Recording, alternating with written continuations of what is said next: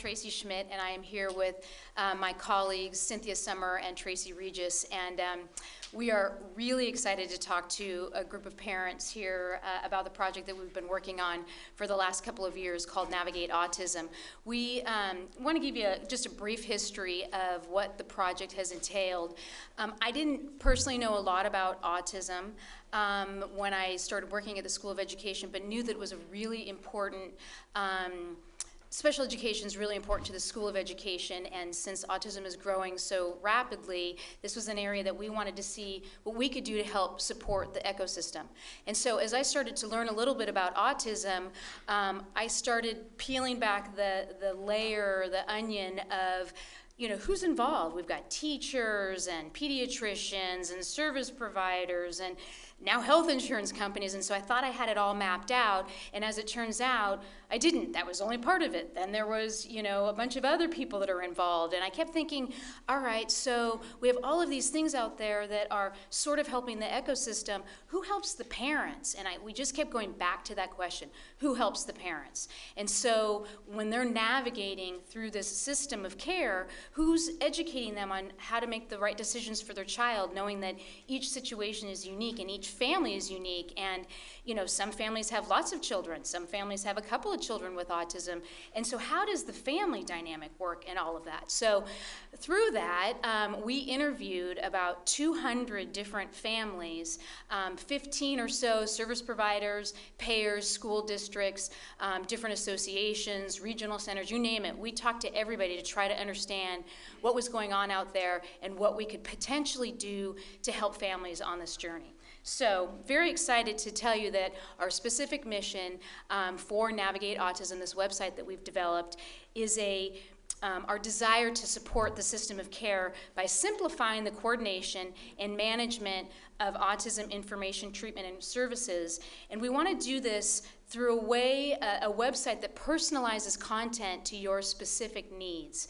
And we want it ultimately to be used by all stakeholders, parents, care providers, and payers, so that we basically increase efficiency in the system, maybe reduce stress for families, and provide better information to make more informed decisions.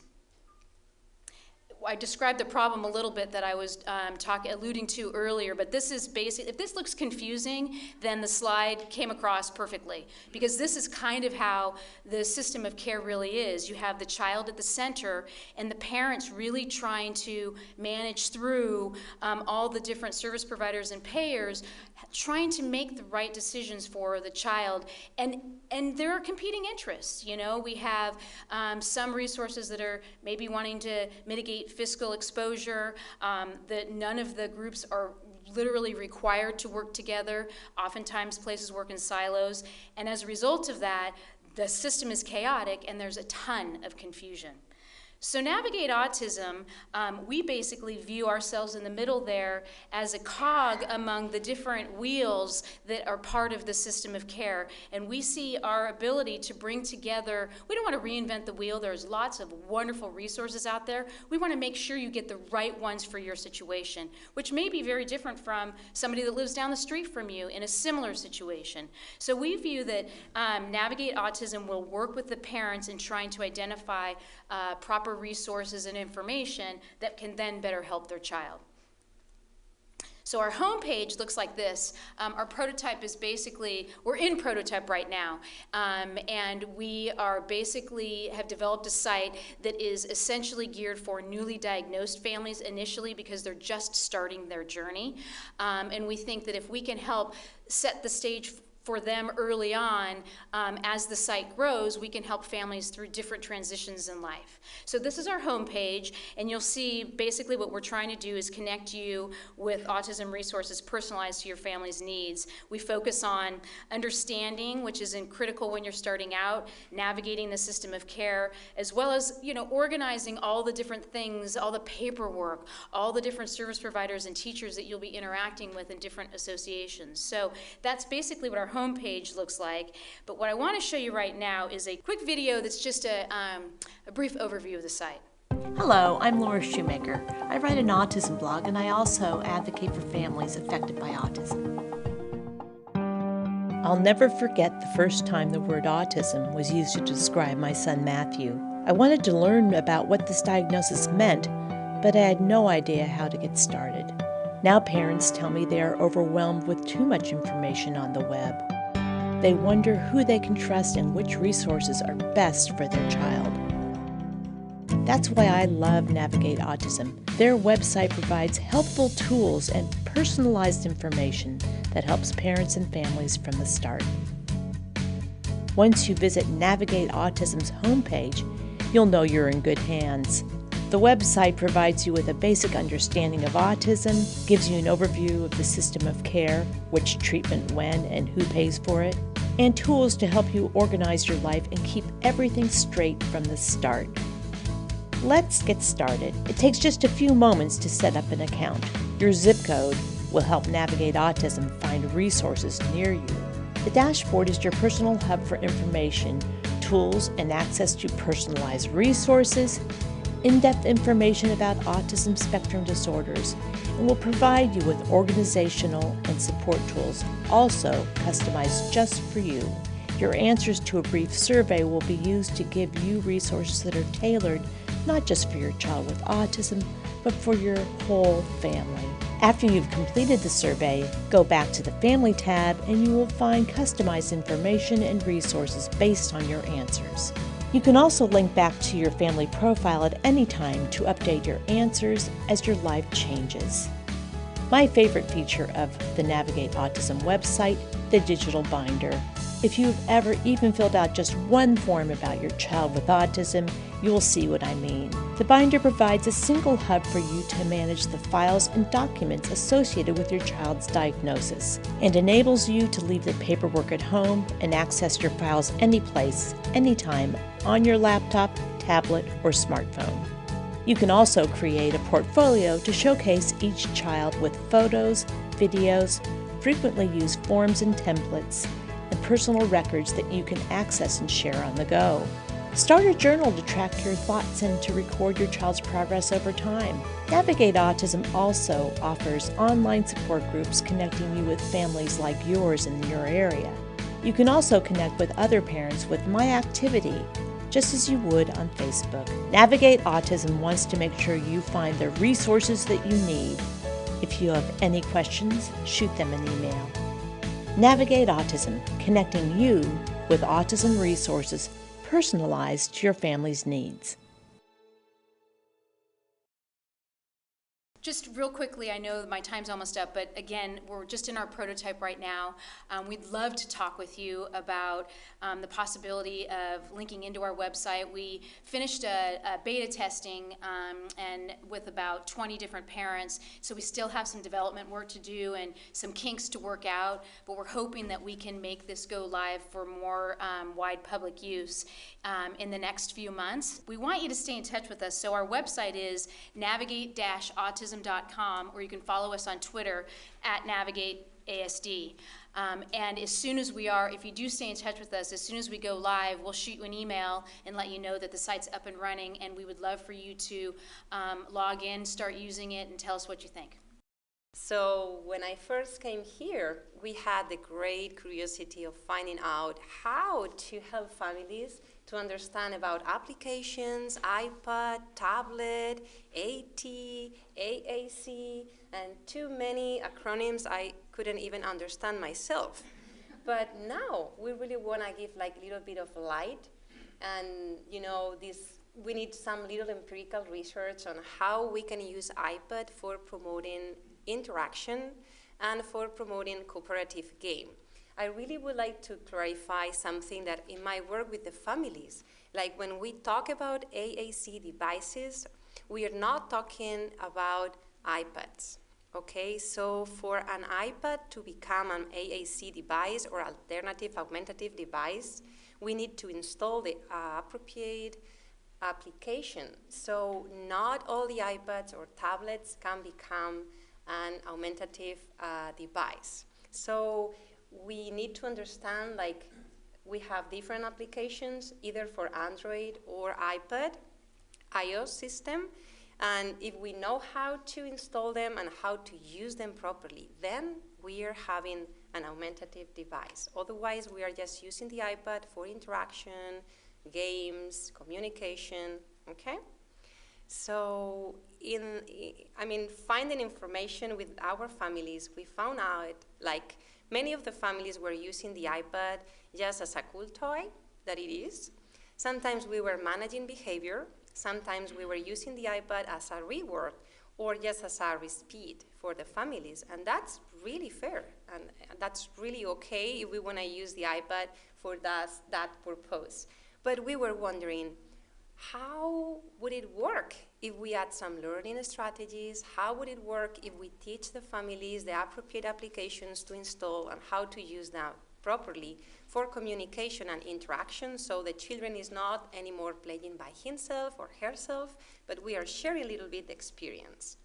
So we try to design a kind of difficult approach, but I will try to explain. So we will focus all the intervention on the child, and we will provide them with the technological intervention, but we want to really understand what is the child doing. So we want to know about his cognitive profile, his motor skills, what is the stage, the developmental stage he is in, and also how is the family understanding technology within the context. So we want to provide them a program of selected applications that we have been evaluated before, and moreover, we want to personalize the learning, and if possible, incorporate the application and the iPad, not only at school, but at home. So the parents can be a really, crucial role in their child's education, So about, how are the factors that may lead to the better design of educational applications by developers? We are also in touch with companies, so we are helping some developers to increase the level of competency in educational apps. We are elaborating apps, individualized programs, together with the families. And we are also trying to write and start, giving specific guidelines to parents, therapists, and also to the school. So we developed this randomized control study, and we use the Care Circle application as a platform for coordinating all together. And moreover, we were also tracking data through the parents' report. We are now ending and collecting all the data. So we are being pretty successful with the timing. Let's see how it goes and how are the final data we can summarize. So we know already that we really need to combine treatments. Technology itself is not providing any education or any learning. We need to combine different strategies, and we really need to use it, meaningfully within the family context and also within the schools. Just to give you like a short data based on the John Gans Cooney Center, they made a study about how many applications within the educational category were on the market. And we have like 500,000 apps in iTunes and 300,000 apps on Android. That's a lot of applications for families to choose. That's too much. So how can we help families to find the best? Just on early learning, we have, a high, almost 50%. And you see like the topics are really mixed and not always clear when we want to purchase an application. The price can, really oscillate between $1, around $1, and some of them can reach $200. So before, purchasing an application, we really need to be sure that this is going to be helpful for the child, and moreover, like the parents know how to use it properly. So I found out this kind of joke the other day, and I thought it was really suitable for the talk. So this is Mulan giving a present to Snow White, and then suddenly Snow White get vanished, and Cinderella said, Mulan, do you know how she feels about apple? So please don't give her apple, because that can be really, really terrible for her. So I was thinking, like, sometimes we are giving families apple, and they don't know exactly how to manage with that, and that's not fair. So if we are offering them a technique, if we are offering them technology, applications, or any kind of program, they can be done like more, giving them more like technology, like resources, guidelines, and help and support. So this is the commitment we have as professionals, like provide families with teaching strategies to promote an interactive use of touchscreen devices. And we really want to enhance the communication and train them how to build the basement for scaffolding language development and play, and also including siblings and other family members to promote like a more flexible use of the iPad or any tablet at home. Those are the applications that we have been evaluating in the program, in our study, and I found out really, really useful for families to create folders. So we have been created folders according to different developmental domains, let's say language, social applications, motor control, some applications just for parents to understand, how to handle behavior, some emotional applications, language applications, and applications just for fun. But having those within the same developmental domain is being really, really helpful. So when we are working through one application, we know what are we working about. These are one of the wheels like sometimes we build for families. So if we want to work on adaptive behavior or learning strategies, sensory apps, we want to design, how much the children needs language or social or sensory apps. So we kind of, get together all the meaningful applications for the children, and we get to review the wheel, over time. So we are completely sure that all the applications are matching the child interest, are matching their educational needs, and also they are developmentally appropriate. So just to summarize, I will really want to give you the message of we really need to be focused on the child. This is one of my wonderful participants, and I'm so happy that she is also here with us.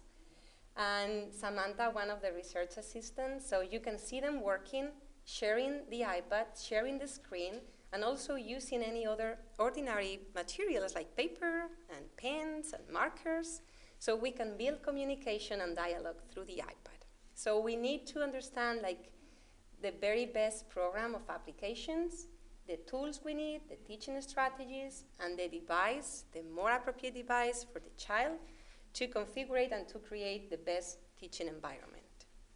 And this is just a short example of one of other participant whose mom is going to talk afterwards. What's that? Book. It's a book. That's right. It's a book. Can you find the boy? The boy. That's great. You found it! Okay, we're gonna do two more words. What's the name? We'll do two more words and then we'll pick another, okay? Look at me. Look at me. Say, okay, Mom. Okay, Mom. Okay. So big line down. Curve and curve. B. Say B. Big line down. Big line down. A. Little line across. A. A. Good. I'm getting a blue. Eli's turn. I'm gonna get the eye can. Get your. Oh, good. Mommy's turn. Oh. Let's do it. Mommy's turn. Oh, this is so quick. Eli's turn. Oh, that's. Wow. That is quick. Eli's turn. Good job. Mommy's turn. Boat. Ready? Oh! You got it. Let's say it together. Ball. Ball. Ball. Ball. Oh, we need to do it again. Let's say ball. Ball. Okay. Let's say ball. Ball. Yeah, good job. So I think it's a wonderful example about how to use the iPad for interaction. And, we were building together across the 16 weeks the active treatment take place. We were building all the applications, matching Eli's interest, and, we got a great teamwork, right? So just thank you very much. Thank you to my mentors that make my learning process possible and all my colleagues. And thank you very much. Today I'm going to be talking about two different applications that help promote organizational skills and self-determination. It can also facilitate the transition into middle school as well as adulthood. So as most of us have personally experienced, and many of us have children and know this secondhand, that middle school is a very challenging time, especially for children with autism. Expectations change during middle school. Teachers have much higher expectations about the level of work the students need to do, being able to track multiple assignments in multiple classes. And students also are entering a somewhat different school system, right? In America, they have multiple classes as well as multiple teachers. So now they're needing to track assignments across different instructors.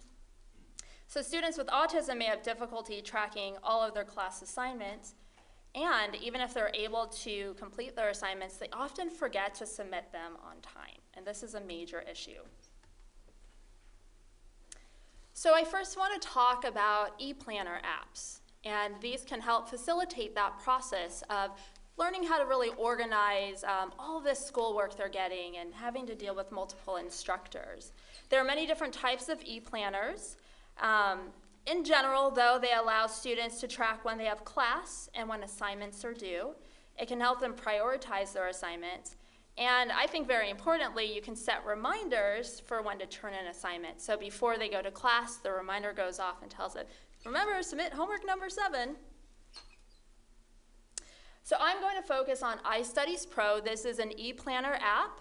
I've selected this one for this talk because it has many of the key functions of an e-planner. It's won several Best App Ever awards under a variety of categories. And also, I'm conducting a study through the Mind Institute and School of Ed, and this is the application we're using to help promote organizational skills in college students with autism. So there are many features. You don't have to read all of these in detail, but there are many features of iStudies Pro, and in general, it allows students to manage their homework and assignments. They can sort their classes and assignments by date, by course, and by priority level. They also can track their grades through this program. So for instance, once a student has submitted an assignment and received their grade, they then can enter it into this program. And it's really great because then this program can estimate their grade in the class. It really helps the student track their progress. It also has notifications, as I mentioned, so you can set reminders to yourself when you need to submit assignments or maybe when you need to attend a class, especially for college students.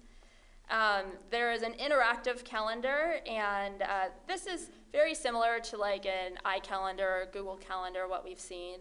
And there are blocks to show you your different classes, and you can color code your classes as well. You can sync this across multiple devices. So let's say you might have a Mac computer as well as an iPad, and so you can pull it up on either device, and the information stays up to date. And it also can be used with more than 25 different languages. Now I just wanted to give you some quick snapshots of what the application actually looks like. So this is just an example of the weekly overview, okay? And as you probably noticed, it does look very similar to like an iCalendar or a Google Calendar. You can see at the top here, here are the different dates. And then under each day, it shows you really the class schedule across time, okay? And this is an example, this yellow block here. That's the student had an English composition class, and if you double click on it, which has been done, then you get this pop-up box, and that provides you with more details about that particular class. So it tells you the time of the class. It also tells you the days of the class. You can see here it says Tuesday and Thursday. It tells you the instructor's name, and then also if you wrote any specific notes to yourself, for instance, bring textbook to class.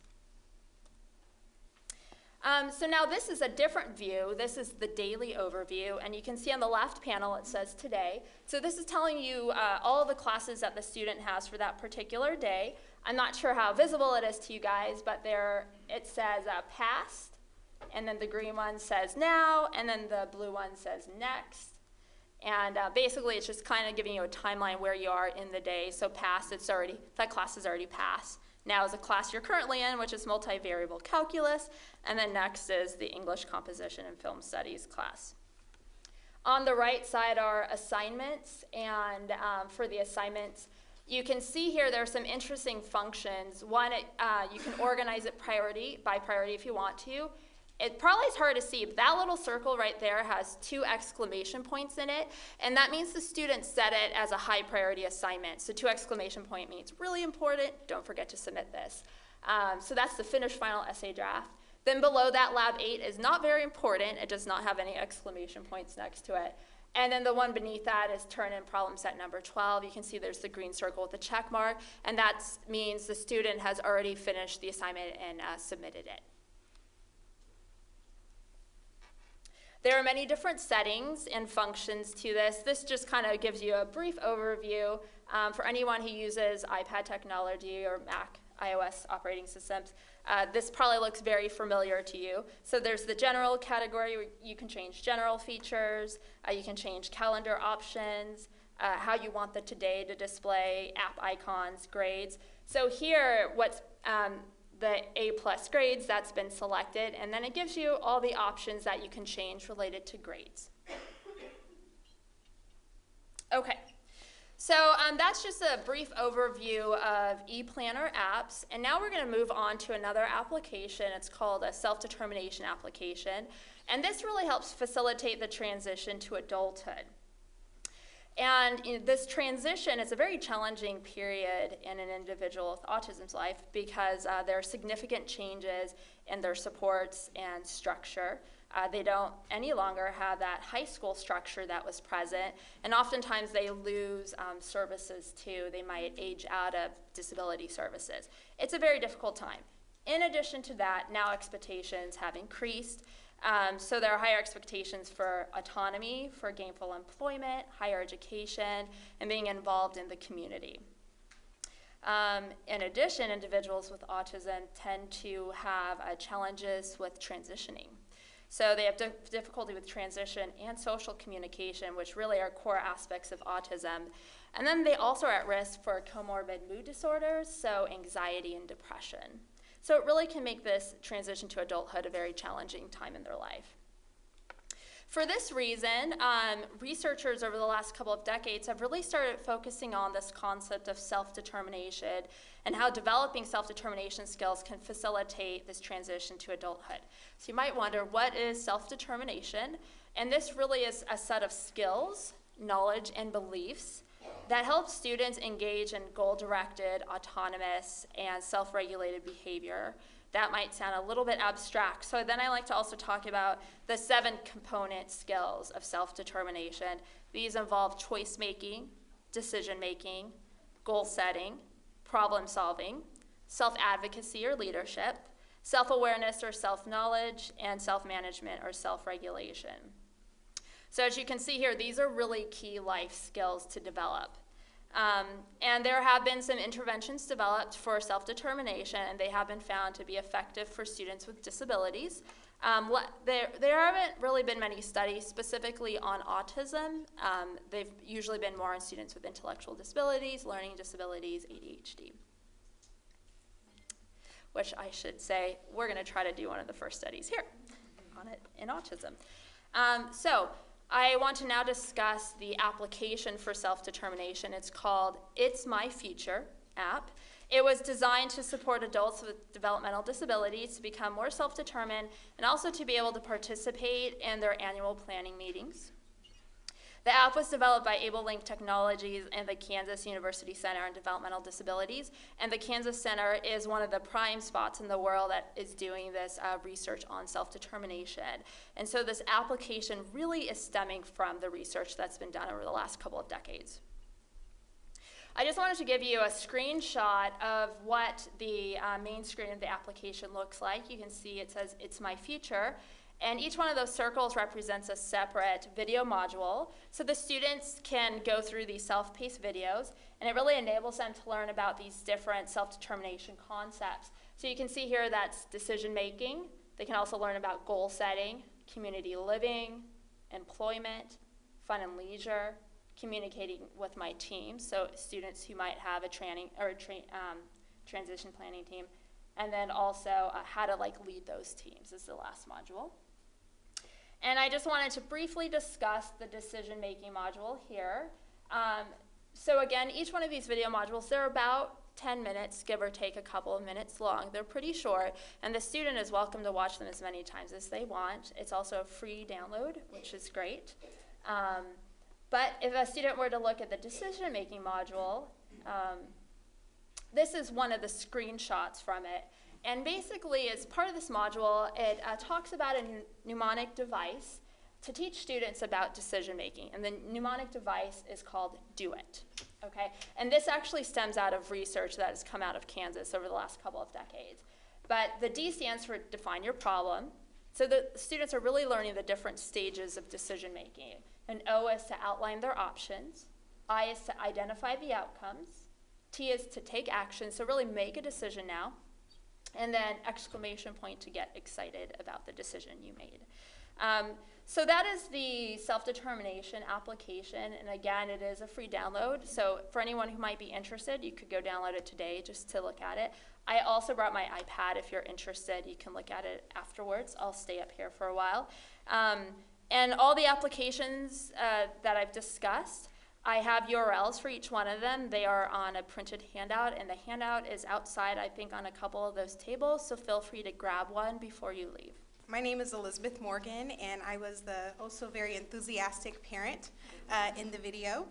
I've been given the charge and pleasure today to give the parent perspective of being involved in the study that Maria had talked about. So as a parent with a child with autism, I was really cautious and am very cautious when it comes to the interventions that I'm introducing into my child's life. And so when it came to putting together this intervention plan, I really had to think back to when did it all begin. And when I did that, I actually pulled up a journal entry or a blog entry that I did on actually October 15th, 2011. And it reads as this. My son Eli was diagnosed with autism on November 9th, 2010, at 2 years, 5 months of age. And now, nearly 1 year later, we as a family have endured the many pains of growing into our new identity. We were no longer going to be the family that we thought we were going to be or become the family that we thought we would become.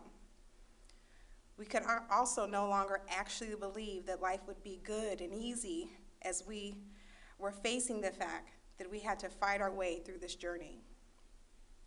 After receiving this diagnosis, I remember feeling restless and wanting to find a way to slay the dragon called autism, yet found myself paralyzed when making the necessary decisions to implement programming.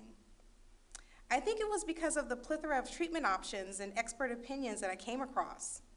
Just a simple search in my search engine for autism will produce hundreds and thousands of articles that range from cures to grim death sentences. I just didn't know where to start. I'm an educator and have been on dozens of IEP teams, but now I'm going to be on the other side of the table. I am hopeful, yet afraid. So when it was time to select interventions for our son, it really was both a very scary and intimidating process.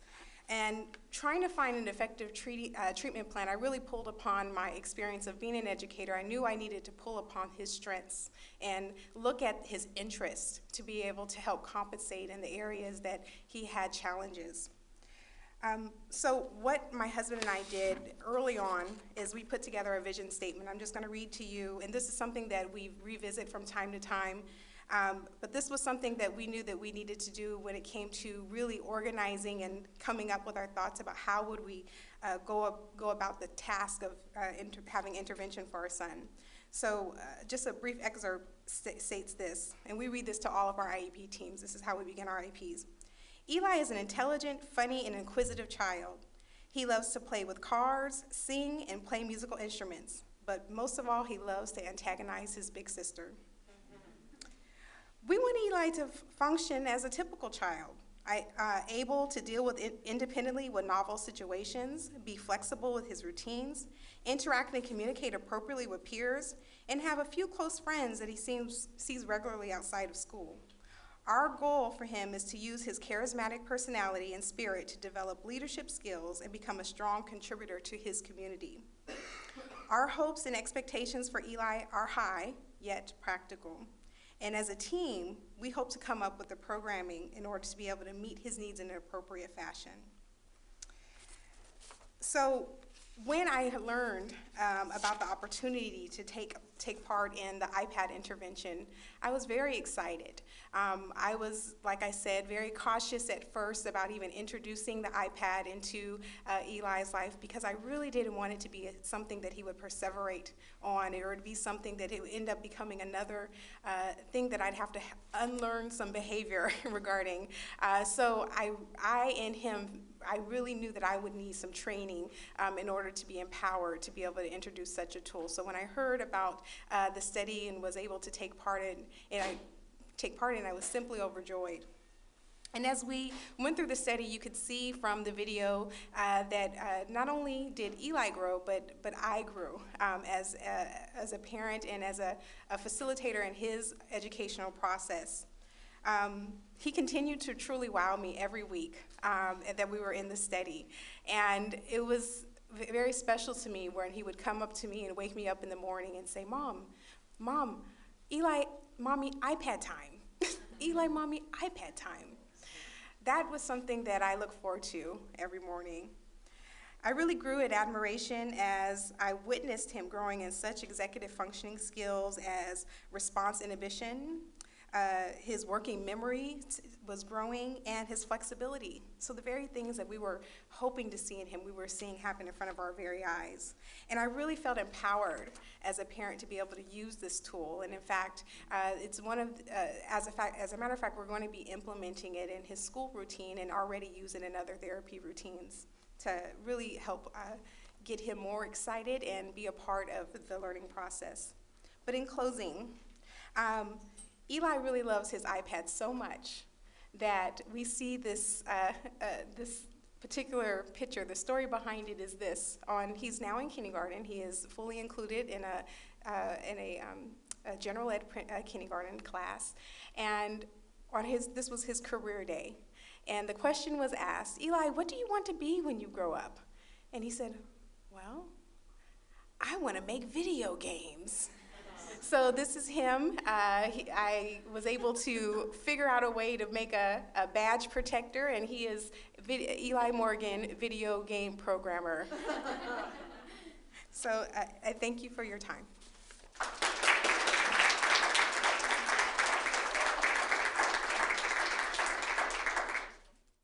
Do you have a list of the apps you used in your study?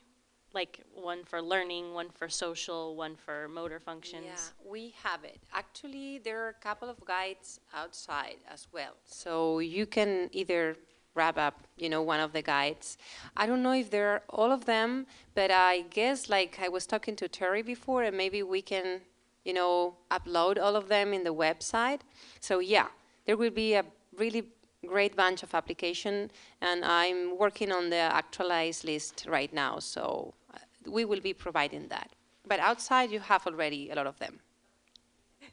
Is the Navigate Autism going to be a free service, or is it going to be like a subscription? It is going to be free for parents, and we are working on a way to make it sustainable so that it can stay in existence for everybody. We're talking with insurance companies right now and some other folks to try to figure out how to make that happen. I think this question might be for Maria. I'm curious about, in your study, the parent training component. How many hours did you spend with the parents, and how did you kind of coach them to be able to use the iPad? Okay, yeah, that's a great question. We had two modalities actually, like online and local. So there were families like they were being trained online, and some of them they were coming every week as Elizabeth came.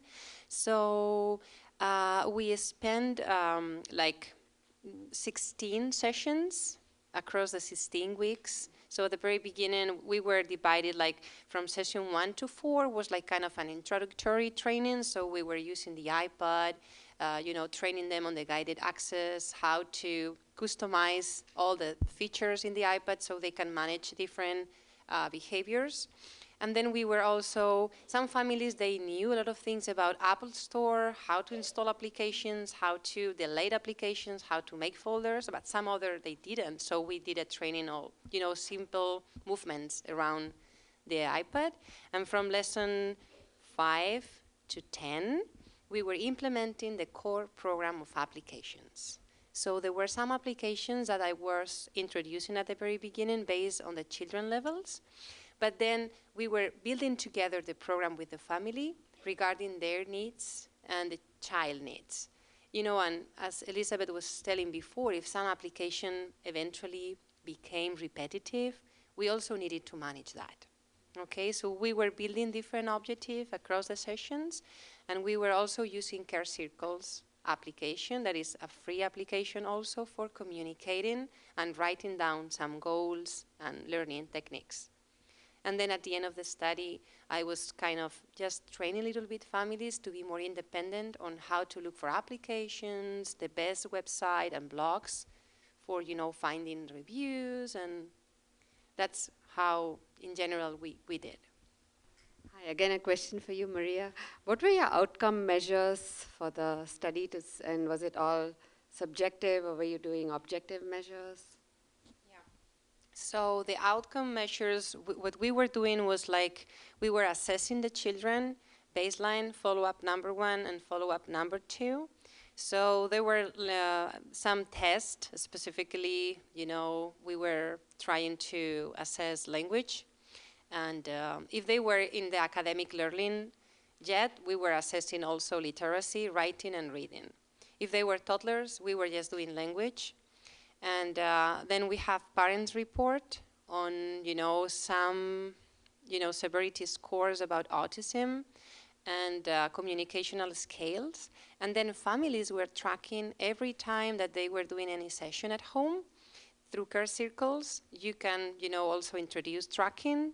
So they were tracking the duration, attention, motivation, and different levels that we decided to include. So that way we were having also a really accurate feedback about how the family was doing at home and how the child was developing across the different sessions.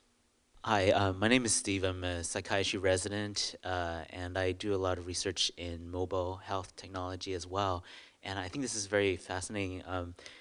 My particular question is for Dr. Oswald, regarding the collaboration that you've done with these other companies. Has it been difficult to seek out these collaborations and establish those ties, or and especially within a University of California structure, how has that been like for you?